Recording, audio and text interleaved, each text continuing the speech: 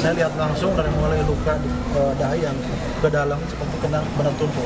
Iya. Kaki kanan itu patah pergelangan. Apanya? Pergelangan kaki sebelah kanan patah. Iya.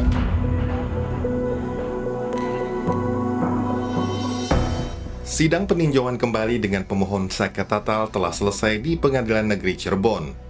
Jaksa penuntut umum menolak seluruh novum yang diajukan oleh pemohon dan tetap meyakini kasus kematian Vina dan Eki di Cirebon adalah pembunuhan dan bukanlah kecelakaan seperti yang disimpulkan oleh pemohon PK. JPU juga menilai saksi-saksi yang dihadirkan tidak relevan dengan apa yang coba dibuktikan kuasa hukum Saka Tatal. Nah, pemohon itu mengajukan novum terkait adalah peristiwa kecelakaan lalu lintas. Tentu saja kami harus menolak hal tersebut karena kami tetap sampai saat ini berkeyakinan bahwa peristiwa itu adalah peristiwa pembunuhan dan bukan peristiwa kecelakaan lalu lintas seperti yang disampaikan oleh pemohon. Sementara itu, Saka Tatal berharap permohonan peninjauan kembali dikabulkan. Mereka yakin menang dalam persidangan karena menilai semua foto hasil otopsi dan lainnya memperkuat dugaan bahwa kejadian yang menimpa Vina adalah kecelakaan. Dalam rangkaian sidang PK, tim kuasa hukum Saka Tatal menghadirkan 9 saksi fakta dan 6 ahli. Ya capek sih, cuma kan sebenarnya sih emang capek. Cuma kan ini kan mungkin udah saatnya juga, udah Tidak ada capek juga. untuk keadilan. Mantap. Kalau Jelaskan. buat kebenaran apa sih yang apa sih yang buat dilakukan? Ya harapannya mudah-mudahan PK Saka berjalan dengan lancar dan Salaman tuh sama semoga Bapak. diterima. Saka Tatal telah mengajukan 10 novum atau bukti baru dalam menjalani persidangan pengajuan PK di Pengadilan Negeri Cirebon, Jawa Barat. Kini, keputusan pengajuan PK Saka Tatal berada di tangan Mahkamah Agung. Tim Liputan, Kompas TV.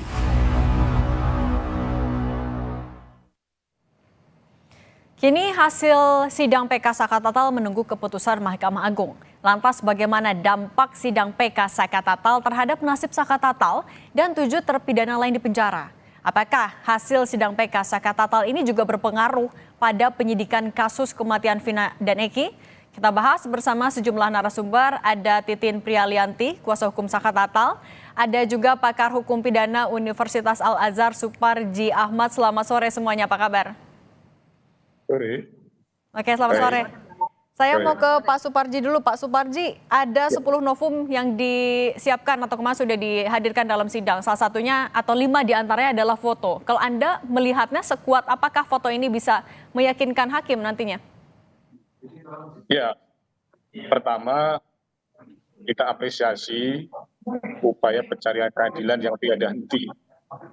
Namun, kembalikan pada prosedur yang benar, yaitu melalui mekanisme persidangan. Dan langkah-langkah yang dilakukan harus produktif. Dan kita tidak memberikan legitimasi atau legasi no viral no justice. Karena itu bertentangan dengan hukum. Tidak boleh proses hukum karena viralisasi atau karena media sosial. Tetap proses hukum itu harus berjalan berdasarkan fakta persidangan, berdasarkan alat bukti, didukung dengan barang bukti. Jadi saya berkepentingan atau saya kira kita mau berkepentingan bahwa kembalikan pada mekanisme hukum yang benar, ya itu. Kemudian yang kedua, kalau mengukur sejauh mana kekuatan dari novum atau alat bukti yang diajukan oleh pemohon dalam bentuk foto, nah ini sebetulnya yang menarik adalah dalam persidangan ini tidak teruji tentang validitas foto tersebut, gitu loh. Bahwa foto sebagai alat bukti elektronik berasal dari cetakan dari alat bukti elektronik sebagai alat bukti pendukung, tentunya harus memperhatikan pasal 5, pasal 6 Undang-Undang ITE. Bagaimana proses penggunaan pembuktian alat bukti elektronik. Dalam persidangan ini, nampaknya belum teruji secara komprehensif tentang kebenaran foto tadi itu. Kemudian yang ketiga adalah bahwa kalau kemudian foto ini dianggap sebagai sebuah sumber kebenaran, yang kemudian bertujuan mematahkan bahwa proses atau peristiwa terjadinya kematian Eki dan Vina itu adalah sebuah kecelakaan dengan foto misalnya ada daging di baut, saya kira itu salah satunya. Nah itu memang bisa saja jadi petunjuk ya untuk mendukung bahwa bukan peristiwa pembunuhan. Tetapi tentunya harus dilihat secara utuh ya bagaimana rangkaian peristiwa dari kejadian tersebut. Poin yang saya tegaskan adalah saya tidak berani berspekulasi apakah kemudian ini berpengaruh secara absolut ya sebagai sebuah novum, tetapi menurut saya adalah belum sepenuhnya ya memberikan dukungan bahwa ini adalah sebuah kecelakaan ya.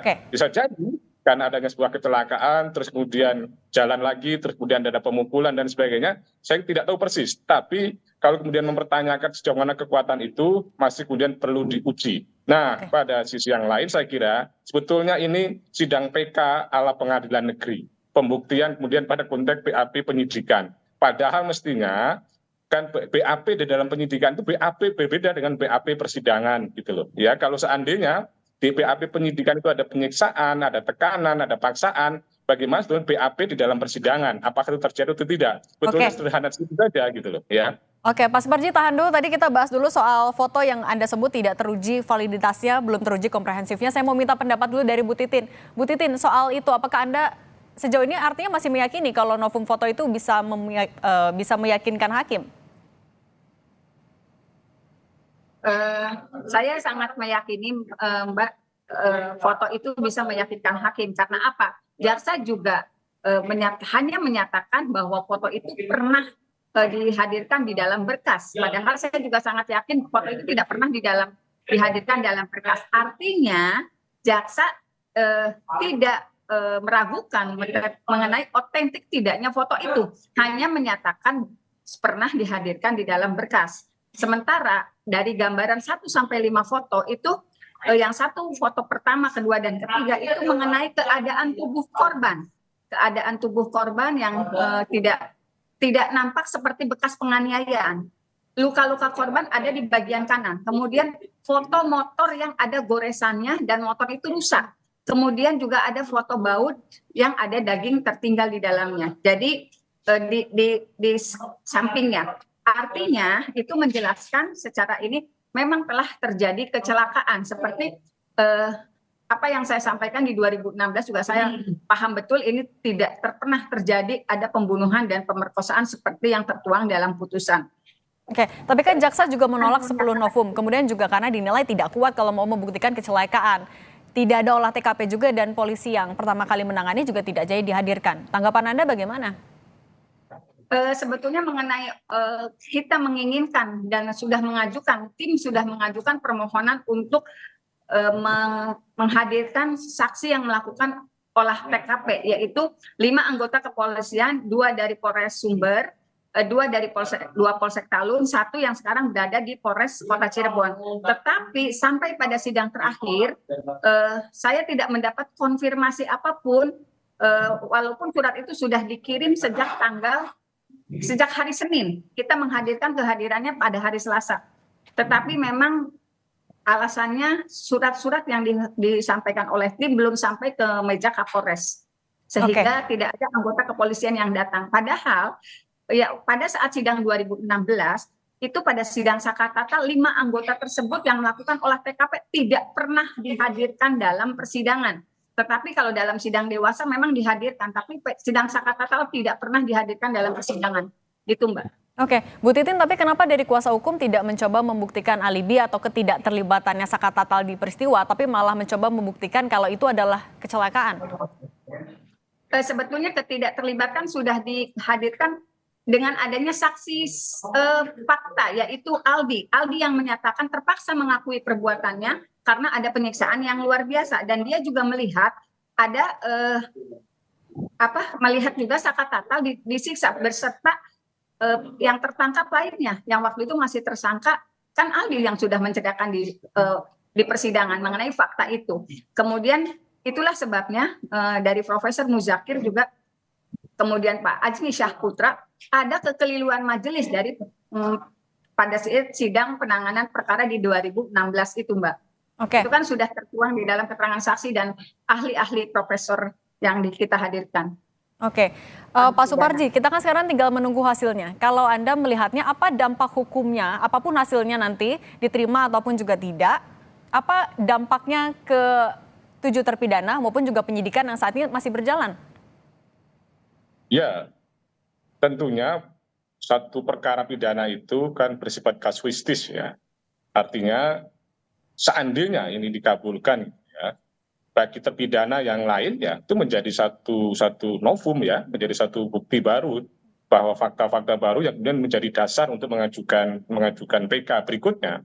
Artinya tidak bisa secara otomatis gitu kemudian mereka bebas ya, tetapi harus ada proses hukum yang harus dilalui mekanisme PK berikutnya. Nah, kalau seandainya misalnya ini ditolak, itu pun juga tidak menutup kemungkinan bagi terpidana yang lain untuk mengajukan PK, karena bahwa meskipun ya ada peristiwa yang sama, tetapi kan tingkat perbuatannya, tingkat kesalahan, tingkat keterlibatan orang itu bersifat masing-masing, bersifat kasuistis. Jadi mengukur dampaknya itu akan sangat dipengaruhi terhadap para yang mengajukan PK berikutnya, terpidana berikutnya nanti.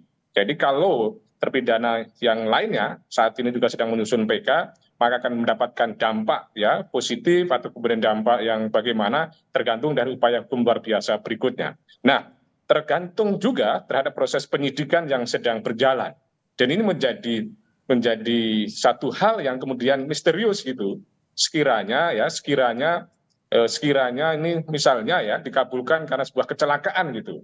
Apakah kemudian berhenti terhadap proses penyidikan yang sedang berjalan? Saya kira juga tidak, karena bisa 3 kemungkinan kan. Yang pertama adalah sebuah kecelakaan murni, kemudian yang kedua adalah sebuah pembunuhan, tetapi pelakunya bukan terpidana ini. Atau kemudian sementara ini dianggap pelakunya adalah yang ada sekarang ini. Karena apa? Apapun alasannya, bahwa putusan ini sudah inkrah dan sudah memiliki kekuatan hukum tetap dan sedang dilakukan upaya hukum luar biasa. Artinya bahwa ini tidak menghentikan proses penyidikan. Namun poin ini saya tegaskan adalah bahwa dalam konteks pencarian keadilan ya yang kemudian disiarkan begitu masif kepada publik, ada semangat, ada spirit gitu, apa yang disampaikan oleh Pak Susno sebelum menjelang persidangan.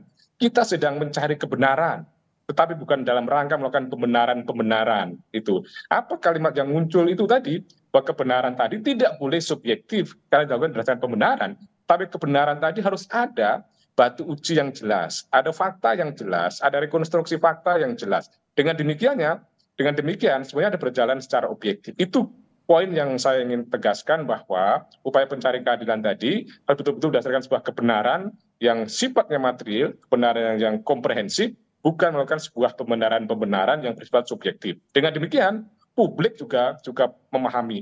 Dan catatan penting menurut saya adalah bahwa sebetulnya sidang PK ini, saya agak heran gitu ya. Kemudian kenapa hakim, demikian pula jaksa kemudian penasihat hukum mengarahkan ahli membahas tentang perkara gitu loh. Padahal ahli itu dalam konteks hukum acara itu tidak boleh membahas pokok perkara. Ahli itu berbicara keterangan berdasarkan ilmu, berdasarkan pengalaman. Saya sudah 400-an kali jadi ahli, tidak pernah membahas ahli itu dalam konteks pokok perkara. Maka itu perlu diluruskan dalam konteks hukum acara gitu loh ya. Oke, baik. Saya mau balik lagi ke Bu Titin. Bu Titin, kita kan sekarang tinggal menunggu apakah nanti PK ini dikabulkan atau tidak oleh hakim. Tapi kalau dari kuasa hukum Saka Tatal sendiri, apa upaya hukum yang sudah diantisipasi atau disiapkan menjelang apapun hasilnya nanti, Bu Titin? Kami hanya sekarang seperti Saka Tatal juga kan persidangan sudah selesai, Mbak. Jadi kita sih mencoba menguatkan Saka apapun hasilnya, tetapi dari persidangan kemarin itu kami sangat yakin Saka Tatal juga bakal dikabulkan dan Saka Tatal dapat merehabilitasi nama baiknya. Mungkin yang langkah ke depan belum kami pikirkan, Mbak. Cuman memang saya dan Saka Tatal dengan tim yang lain juga sedang mempersiapkan. Kita akan berangkat besok karena juga mendapat panggilan ke Mabes Polri. Itu saja sih. Saya udah tenang dulu karena Sakatatal juga akan menghadiri pemeriksaan, yaitu dimintainya keterangan sebagai saksi atas laporan